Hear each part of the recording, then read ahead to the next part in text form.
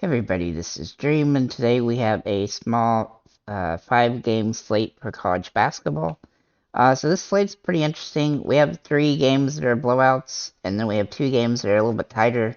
And then overall, though, the slate has some good players. Also have some value plays that are decent. They're not perfect, but they're decent. And so you'll be able to pay up for the guys that you want, most likely. I felt like this slate wasn't as good as some of the slates have been, but it's actually a lot better than some of the slates have been as well. There's been some slates where finding a value play was about the hardest thing I could ever come up with. On this particular slate, I found a couple good players. Now, one thing that's odd about this slate is typically at the guard position in college basketball, you don't see very many players over 1 fantasy point per minute. But on this slate, we have several at the guard position, which is interesting. So let's go ahead and get into the slate overall and tell you what I like. First of all, we're going to go through the 5 games real quick. So we have Texas A&M against Northwestern. Texas A&M is projected to win this game by about 16 points, and I do have them winning. Notre Dame and Jacksonville. Notre Dame is projected to win by about 8 points. Marquette is playing Seton Hall, and they're projected to win by about 7 points. Texas Tech is playing South Carolina State, and they're projected to win by a lot. I think it's also one of the highest scoring game on the slate, and Texas Tech is the highest scoring team, I believe, as well. And then South Carolina State is actually the lowest team on the slate, I think, as well. Then we have Texas against Texas A&M Corpus Christi, and Texas is projected to win that game by over 30 points. So all these games are kind of interesting, but obviously there's 3 games that are blowouts, and those also happen to be the higher scoring of the games.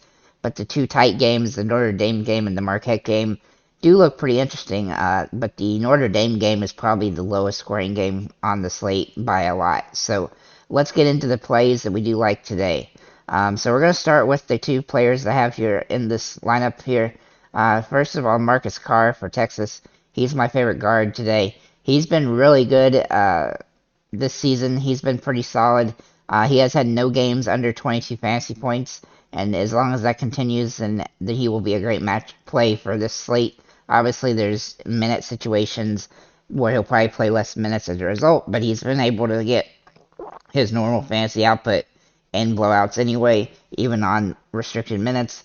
Then we look at let's see here, Kevin O'Banner here for Texas Tech. Now his price is super high, and it is a blowout situation, but you can play him with some value plays to stick him in. He's got 240 fantasy point games and 230 fantasy point games the last 4 games. Obviously, he's been really solid. His minutes has been obviously a little bit restricted when there's blowouts, but overall, he's still scoring a lot of fantasy points even in those games. He's probably one of my favorite plays on the board, just because of his pure amount of output and his recent upside. He's also averaging 1.01 fantasy points a game, so both these guys are averaging over 1 fantasy point a game, which is really nice. So then let's get into the other players I do like. So we're going to start with Wade Taylor for Texas A&M. Now, he hasn't had a single game under 19 fantasy points all season, and he's had 3 over 30 fantasy points, 38 fantasy points, mind you. So he has been extremely good this season, and I really think he's in a good spot here. Obviously, there's a little bit of a blowout risk here, but he's got really good upside, and he's played well even in blowout situations this season. Not something Texas A&M has done a lot of this year, actually, but he has some upside in this matchup regardless. He's probably one of the safer plays on the board, I would guess, from that perspective, even though his price is super high. Then we're going to get into a few my guard position value plays. Now, I actually think that the guard position is a little bit better today when it comes to value. So we're going to start with Dexter Dennis for Texas A&M. Now, he's been playing really consistent minutes. He does play around 25 minutes, though. And so he's got a nice plus matchup here.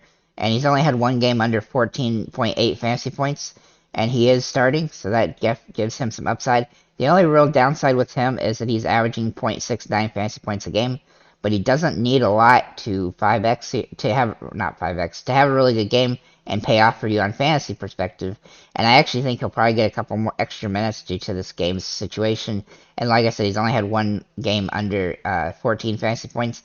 If he can get around 17 to 20, I think that'll be really solid for him today. Then we're going to look at Jabari Rice. Sir Jabari Rice. Sorry about that. One thing I like about this guy is his price point at $5,800. He doesn't start, so just keep that in mind, because normally I only reserve this for starters. But he's playing 23 plus minutes a game, and he has a nice matchup here. He'll probably get a couple extra minutes as a result of the blowout potential of the game. And he's only had one game under 15 fantasy points in the last 6 games. And in the last 3, he's been over 20 in all 3. Obviously playing his 3rd game since he's been playing let me restart that. He's only had one game under 15 points, 15 fantasy points this season, but he's only played in the last 6 games. That's what I was trying to say. And then he has had the last 3 games over 20 fantasy points, and he's 3rd on the team in overall minutes per game now. So with him, coming back from the injuries and stuff like that, he should be good to go here. And he should be a great value play on the slate. He is averaging 0.78 fantasy points a game, which is reasonable enough on this particular matchup. Then we're going to look at Raquan Brown for South Carolina State. Now, obviously, his team isn't favored to win. They are favored to get blown out. But he has started the last 6 games. And he's not in an ideal situation. He's had some ups and downs, but he does get some minutes, and he has some viability on this particular slate. Because somebody's going to score for South Carolina, and he's probably going to be one of the guys that's going to shoot a decent amount of shots. And so I think he's valuable on this particular slate at $4,200. Obviously, he's a bit of a wild card, but he works. Then we're going to get to forwards, and we're going to look at Bacho for Texas Tech. Now, obviously, they've got some injuries to the team, so he's going to get more minutes as a result. He's played really well this season. He's not quite as good as a Banner, but he's been really solid, and he's actually averaging 1.09 fantasy points per game. So, obviously, with this situation, I don't think it'd be ideal to use both Bacho and O'Banner, but I think if you choose one of them, whoever you like a little bit best, I think that's probably the most ideal way to go about this. Then we're going to look at Timmy Allen for Texas. Now, he's been only one bad game all season long, and he has some good upside here, so I do think he's ideal on this particular slate. And he's averaging 1.04 fantasy points per game. And then we're going to look at Omar Payne for Jacksonville.